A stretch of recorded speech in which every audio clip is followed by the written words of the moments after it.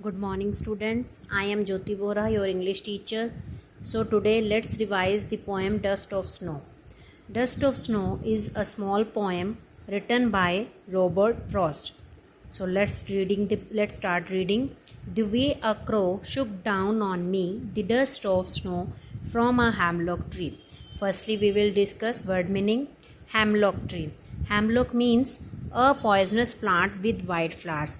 Hemlock tree एक ऐसा tree होता है जिस पे पॉइजनस जो कि पॉइजनस होता है, जहरीला है, जिस पे वाइट कलर के फ्लावर्स हैं. तो क्रो क्या होता है? क्रो को हमेशा से ही एक बैड ओमन माना जाता है कि हमारे लोग ओल्ड मैथोलॉजी के अकॉर्डिंग यही मानते थे कि क्रो को एक बैड ओमन माना जाता था. तो इसमें पोएट कहते हैं रॉबर्ट फ्रॉस्ट कि the way a crow shook down on me, कि जब एक क्रो आकर मेरे ऊपर गिराता है. The dust of snow from a hemlock tree, कि dust of snow, dust means particles of snow, कि जब स्नो के पार्टिकल्स जब वो आकर उस ट्री को, हेमलॉक ट्री को शेक करता है, तो जो डस्ट ऑफ स्नो है, पार्टिकल्स ऑफ स्नो हैं, वो आकर पॉइंट पर गिरते हैं. So come to the second extract. Has given my heart a change of mood and saved some part of a day I had rued. So, word meaning firstly we will do. Rued. Rued means regret. Regret क्या होता है? पछतावा होना किसी बात को लेकर. तो इसमें पोएट हमें ये बताते हैं has given my heart a change of mood, कि इसमें जैसे ही उस क्रो ने डस्ट ऑफ स्नो जो है हेमलॉक ट्री से गिराई, तो इससे पोएट का मूड जो है वो चेंज हो गया. And saved some part of a day I had rued. Saved some part है कि उसके डे का कुछ पार्ट जो था वो सेव हो गया. I had rued. Rued means regret, कि means earlier the poet was sad in regret, he was sad for the moment, but as soon as the crow shook down the particles of snow on him, his mood became changed and he became happy now. So this poem also tells us that even small things can bring happiness in our life, कि जो कोई भी एक छोटी सी moment जो है वो हमारी लाइफ में चेंजेस ला सकती है. So we should always have a positive attitude towards life, कि हमें हमेशा पॉजिटिव सोचना चाहिए. कि जिस तरह से एक क्रो ने आकर जैसे ही हेमलॉक ट्री से डस्ट ऑफ स्नो जो गिराई, तो उससे जो पोएट का जो मूड है वो चेंज हो गया. और earlier he was sad, earlier वो सैड था, और again but after that incident he became happy.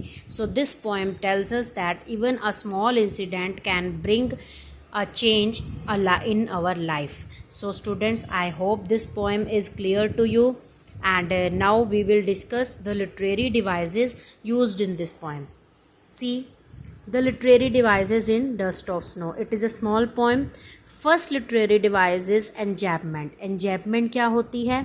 It shows the continuation of a sentence without a pose beyond the end of a stanza, कि इसमें एक sentence continuation में होता है जिसमें कोई पोज नहीं होता. Beyond the end of a stanza means एक स्टैंजा के एंडिंग तक एक ही सेंटेंस कंटिन्यूएशन में रहता है. एग्जाम्पल दिखाते हैं इसका कैसे. See the way a crow shook down on me the dust of snow from a hemlock tree, कि इसमें ये स्टार्टिंग में एक सेंटेंस स्टार्ट हुआ but there is no full stop, no comma and till the end of the stanza. तो यहाँ तक भी इसके कोई फुल स्टॉप, कोई कोमास, कोई पंक्चुएशन मार्क नहीं गिवन है. So this is called enjambment. Let's talk about assonance. Second literary device is assonance. Assonance क्या होती है? When you use a bunch of similar vowel sounds in a row, जब किसी similar vowel sound को एक ही row में हम रिपीट हुआ देखते हैं. See example shook down on me. Here we have read that shook down on me. तो इसमें ओ जो है, ओ वॉवल जो है वो रिपीट हो रहा है. So this is called assonance, जिसमें वॉवल साउंड की रेपिटेशन होती है एक ही रो में, तो that is called assonance. Now third literary device is alliteration. Alliteration क्या होती है? The use of the same letter or sound at the beginning of the words that are close together, कि एक लेटर या फिर उसका साउंड जो है हमेशा वर्ड की स्टार्टिंग में है और वो रिपीट हो रहा है और वो एक दूसरे के वो क्लोज हैं। एग्जाम्पल देखिए, सेव्ड सम पार्ट, तो इसमें एस जो है, एस वर्ड लेटर जो है वो 2 टाइम्स रिपीट हुआ है, तो that is called alliteration. Here in the poem see saved some, S जो है वो रिपीट हुआ है। इसी तरह से हैज़ हार्ट, तो इसमें एच जो लेटर है वो रिपीट हुआ है, तो इस वजह से यहाँ पे लिटरेरी डिवाइस हमारी एलिट्रेशन है। So let's talk about the rhyme scheme of the poem. The rhyme scheme is ABAB. Earlier you had done in 9th standard also the rhyming scheme of the poems. So rhyme scheme, how we can judge? We see the last word of each line. Crow, we denote it A. Then me, its sounds differ, then we denote it with B. Snow is rhyme with crow, so we again denote it with A. Then tree is similar with me, so then we will denote it with B. So the rhyme scheme is ABAB. So this is the rhyming scheme of the poem Dust of Snow, ABAB. So these are the literary devices: enjambment, assonance, alliteration. I hope this is clear to you. Thank you and have a nice day.